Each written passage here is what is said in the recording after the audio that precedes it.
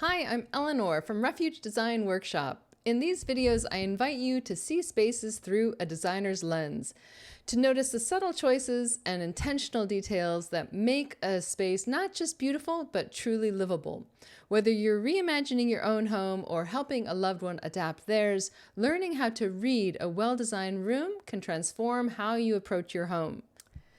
Today, we're taking a closer look at something our world truly needs more of: joy. We face environmental decline. We face political division. Our endless streams of concerning news are a lot to hold. There's growing research that shows that joy is a better motivator than warning. Optimism is a better driver than dread. So joy really matters, and we can cultivate joy right here in our homes, in the spaces we use every day. I selected this room from a book called S for Style. And this is a style book from the company Schumacher, a textile company. And I don't know if this room was designed with the intention to drum up some joy each and every morning, or if the folks who live here come by it naturally. But we can appreciate how this butter yellow wall color immediately lifts our spirits. It's bold without being overwhelming. It's warm because warm yellow is a warming color without being heavy.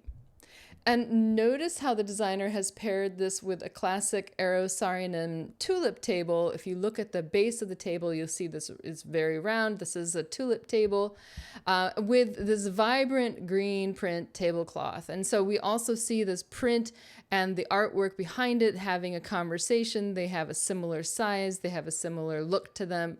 This is also going to move the eye around the room, which is stimulating, which engages us with our interior.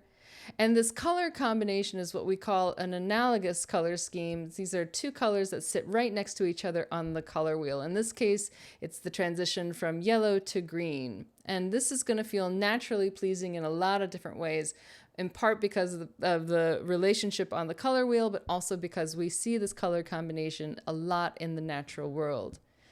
The wicker chairs here have an organic texture that also speaks to our connection with nature. And I love all the different curves, the curved legs, the curves around the table, the curve of the pendant lamp. All of this is adding to a sense of happiness in the space. And then, of course, notice the pale wood floors. So everything in here is light. Everything has a feeling of levity to it. And then what really makes this space sing is, against this backdrop of lightness, are these living elements. We have the indoor plants, and which, bringing actual natural world inside. And we also have the cat. This cat is kind of making the photo, and is kind of the ultimate element of comfort in our lives. I mean, it doesn't have to be a cat. It can be a dog. I'm partial to dogs. But this is what cultivating joy at home can look like. And of course, let's not miss this very quirky branch or vine planter in the corner, painted brick red. It's exactly the kind of unexpected detail that makes people smile, makes them point, and when they come into your room, they're like, "Did you make that?" And they're really hoping that you did. So why joy matters, If you're feeling like you're not experiencing a lot of joy right now, consider ways to cultivate it, because joy is something that we can feel much more easily in our personal lives. It's harder to see it in society. It's harder to have joy about the external world. And they call this a perception gap, where we more naturally feel optimistic about our world, about our own life, and pessimistic about the world out there. But that also means that we can start to create coherence between the two. We can cultivate such joy in our own lives that we can bring it out into the world. But we see this in history, political campaigns in different parts of the world, where hope and optimism were incredibly powerful agents of change. We see this with artists, we see this with activists, we see this with artists who are activists, who approach serious challenges with humor, with beauty, and with enthusiasm. And your home can be part of this movement. When we consciously choose joy in our living space, we're not being frivolous. We're practicing resilience. We're creating joy reserves that can sustain us through difficult times and remind us what we are working towards. So I want to just share a couple objects I found online that spark delight. And this is something a little different in the video that I usually do, but I wanted to encourage you to find that object, to consider ways to bring joy into your space. And these are particular pieces that, to me, really are about designing for joy. And first we have Fringe and Friends, and these are pieces designed by Maori Kimura from Japan. They're playful, they're furry, they blur the lines between a functional piece of furniture and a toy, a tactile toy that a child might want to play with. They invite you to touch them, they're silly, they're fun.